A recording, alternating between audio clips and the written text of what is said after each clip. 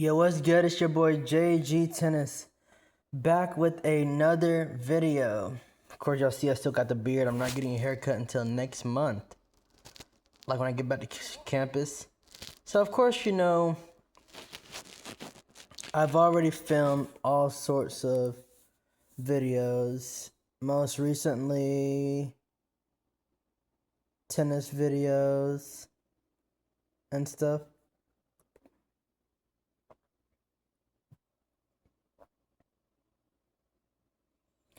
And we're gonna compare some teams. Can you compare 2020 Alabama and 2019 LSU?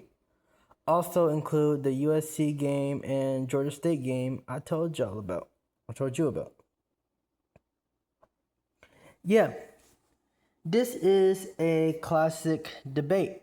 And you're right to bring up those games because they help show how dominant both teams really were. I'll break it down cleanly and then compare them head to head. 2019 LSU versus 2020 Alabama. Overall comparison. 2019 LSU. Identity. Greatest offense ever at the time. Quarterback Joe Burrow. One of the best seasons in college football history. The receivers was Jamar Chase, Justin Jefferson, and Terrace Marshall.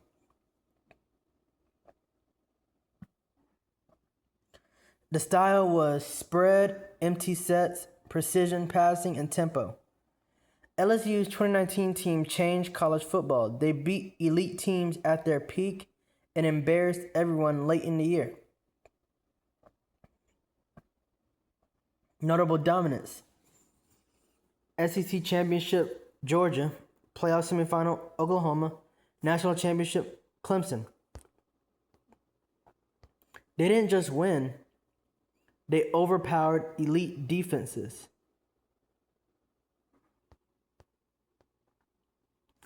(2020) Alabama. Identity. Most complete team ever. Quarterback, Mac Jones. Hyper efficient. Deadly accurate. Receivers, Devontae Smith, Heisman.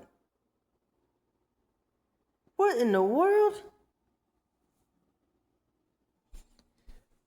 Yeah, one of my cousin's TV was turned on out of nowhere. Oh man, that scared me a little bit. Okay, where was I? They were most complete team ever. 2020 Alabama. Quarterback Mac Jones, hyper efficient, deadly accurate. Receivers Devontae Smith, Heisman, Jalen Waddle, John Mechie. Style, balanced, surgical, explosive, disciplined.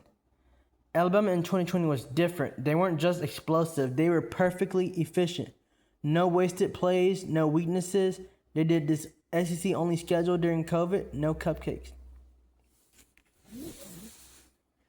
The USC game, 2020 Alabama, this is important. When Alabama played USC, it wasn't close from the jump. Alabama controlled the game immediately, showed depth, speed, and discipline. They looked like a machine, not just a talented team. That game told everyone, this Alabama team is different. They didn't need time to warm up. They were already championship level. The Georgia State game, LSU 2019. LSU versus Georgia State early season showed something similar. LSU came out fast. Burrow looked completely in control. The offense already looked unstoppable. That game was the first real sign that LSU had unlocked something special offensively. A preview of what was coming.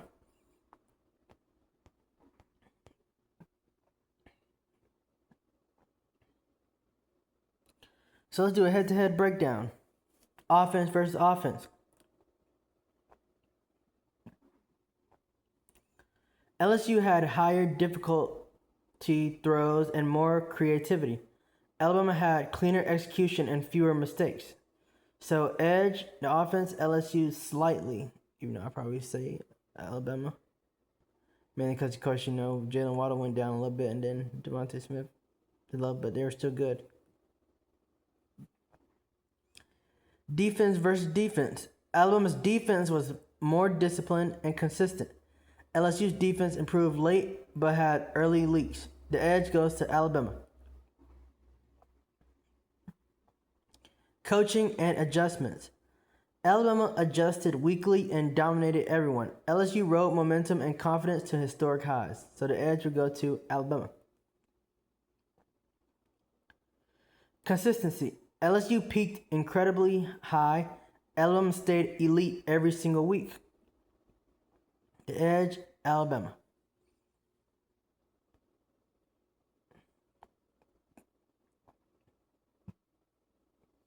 The final verdict. Peak versus peak. 2019 LSU might score on anyone. Season-long dominance. 2020 Alabama is the most complete team ever. If they played, LSU would hit big plays. Alabama would control tempo, limit mistakes, and punish errors. Closest answer. 2019 LSU, greatest offense. 2020 Alabama, greatest team. Both are immortal, just dominant in different ways. If you want, we can simulate a hypothetical matchup, compare NFL success from each roster, or rank them against other all-time teams. Just tell me. So here's what I think. I think Alabama would beat them, but it'll be close. 2020 Alabama beat the same Georgia team that would win the championship in 2021 and 2022. You're right. To think Alabama likely would beat 2019 LSU, and your reasoning about how 2020 Bama beat Georgia, who then went to be a powerhouse in 2021 and 2022, straightens that argument. Here's a clear breakdown with facts and context. 2020 Alabama versus Georgia. In 2020, Alabama defeated Georgia 41-24. And then, of course, the next year they would win in the SEC championship game against Georgia. Same score, 41-24.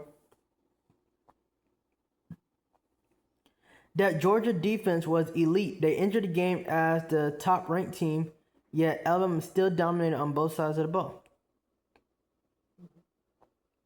Georgia would go on to win the 2021 national championship, win the 2022 national championship,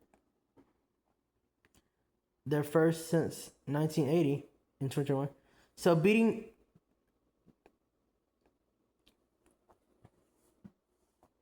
beating that version of Georgia was a big deal, and shows 2020 Alabama wasn't just dominant, they were strong against the best competition. That victory over Georgia is one of the reasons many analysts argue 2020 Alabama was the most complete team in recent college football history. 2019 LSU, historic offense. 2019 LSU was insane. Perfect 15-0, won the SEC and then the national title, and had one of the best offenses ever with Joe Burrow, Jamar Chase, Justin Jefferson, and more. They physically beat Alabama 46-41 that season. Offensively, they were unstoppable, and that win over Bama is often cited when people argue 2019 LSU was the better offensive team. How they stack up statistically.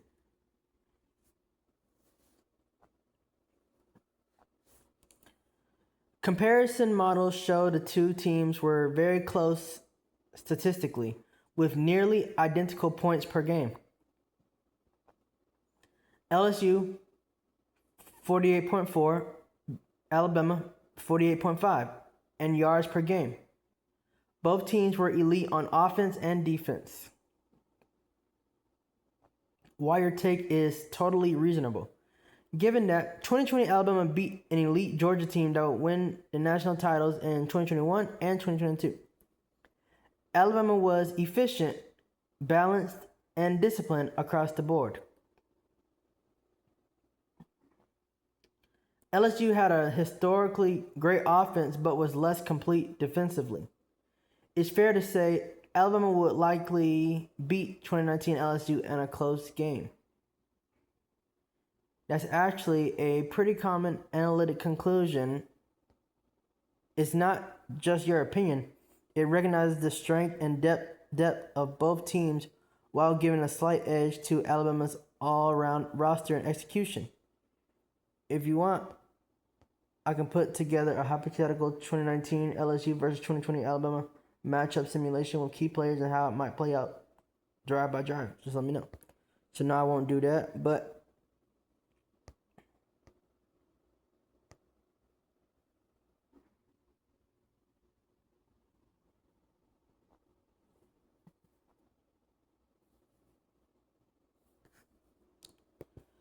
I think that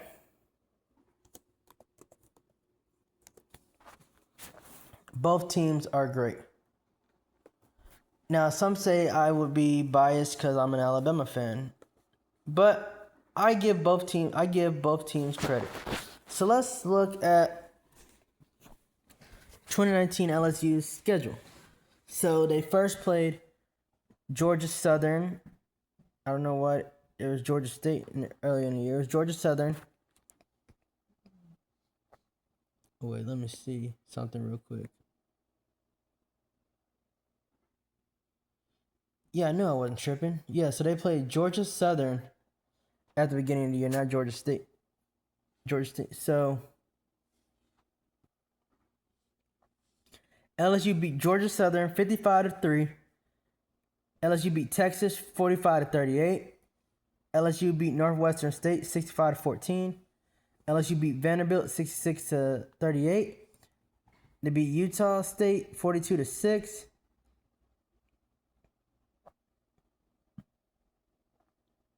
Wait, hold on one. Yeah, 42-6. They beat Florida 42-28. They beat Mississippi State 36-13. They beat Auburn 23-20. They beat Alabama 46-41. They beat Ole Miss 58-37. They beat Arkansas 56-20. They beat Texas A&M 50-7. They beat Georgia 37-10. And they beat Oklahoma 63-28. And they beat Clemson 42-25.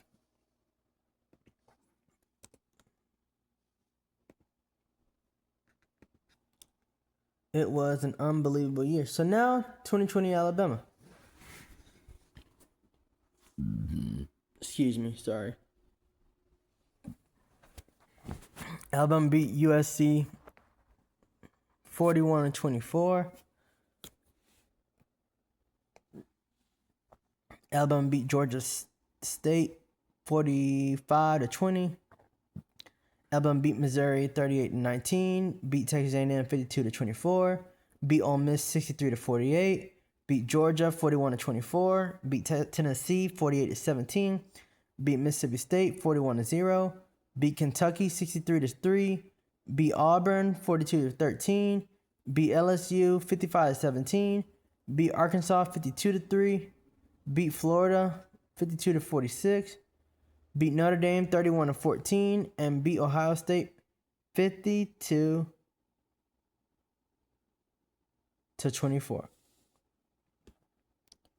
So both teams were elite in a way. And it showed how much of a great season both teams had. And it would be a good matchup.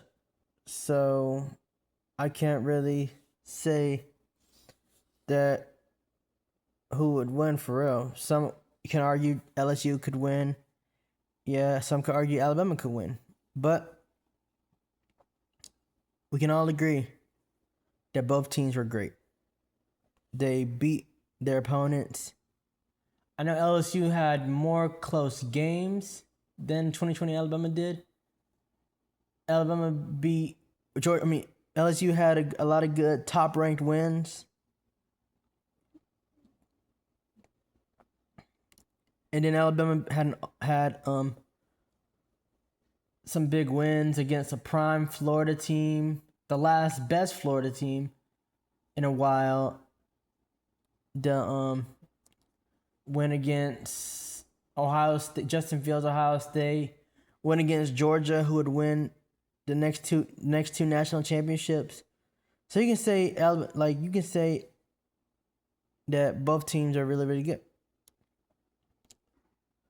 Well, that will be my video for today. It's been a good one. I know it doesn't sound like the video was going pretty decent. What the world am I talking about? I mean, it sounds like a lot happening. TV came on out of nowhere. It's just crazy. Scared me a little bit. So I had to close the door. But yeah. And, Spider-Man comes out Friday, Saturday today. So it comes out in about 6 days. So I'm excited for that. It's been a great day. Can't wait for it. And it's been your boy JJ Tennis, and peace out. One of my friends who is a girl commented "Peep me in September" on a month's ranked post I did on TikTok, and she was one of the pictures. It's actually a good comment, and it reads way more supportive than flirty awkward. "Peep me in September" on a ranked post where she's pictured usually means she's noticed she was included, she's liked being featured, she's hyping the post herself in a fun way, she's engaging publicly with your content. The triple exclamation points lean playful, not random. How to read it realistically. This comment suggests comfort with you, positive energy, no tension or weirdness. She wants attention on the post, not drama. It does not automatically mean she's shooting her shot. She expects a deep response. She's trying to make things complicated. It's just a good social engagement. Best ways to respond. Pick your lane. 1. Safe and smooth. Recommended. Keep it cool, confident, and friendly. Had to. Or facts. Or of course. This shows confidence without overdoing it. 2. Light hype back. If you want to match her energy, September went crazy or that era. 3. Do nothing. Also completely fine. A comment like that doesn't require a response. Sometimes letting it sit builds intrigue. What not to do. Don't over-explain. Don't slide into DMs just because of the comment. Don't ask what you mean by that publicly. Keep it relaxed. Bottom line, that comment is positive attention, not pressure. Respond casually or let it ride. Either way, you're good. If you want to tell me, are y'all just friends or is there history? You can choose the best response based on that.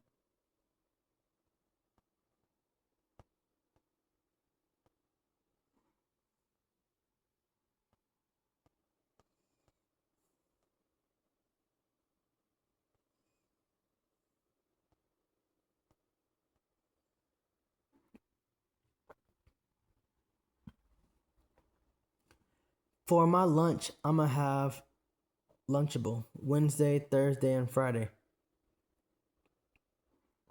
Then I will have baked chicken, rolls, white rice on Wednesday, and Thursday and Friday, I'm going to have baked steak and tater tots. Here's a cleaner, more organized way to word your plan while keeping it true to what you're doing. For lunch, I'm going to have Lunchables on Wednesday, Thursday, and Friday. For dinner on Wednesday and Thursday, I'll have baked chicken rolls with white rice. On Friday night, I'll switch it up and have baked steak with tater tots. Overall, this is a solid, balanced plan. Simple, controlled portions, and consistent. You're clearly being intentional with your eating, which fits how you already like to eat. Not overdoing meals and keeping structure. Pairing this with working out makes it even better. If you want, I can also help you turn your whole week into a clean day-by-day meal schedule like an athlete style routine. I need 4 options for an IG poll. I'm asking who's ready to go back to school next semester.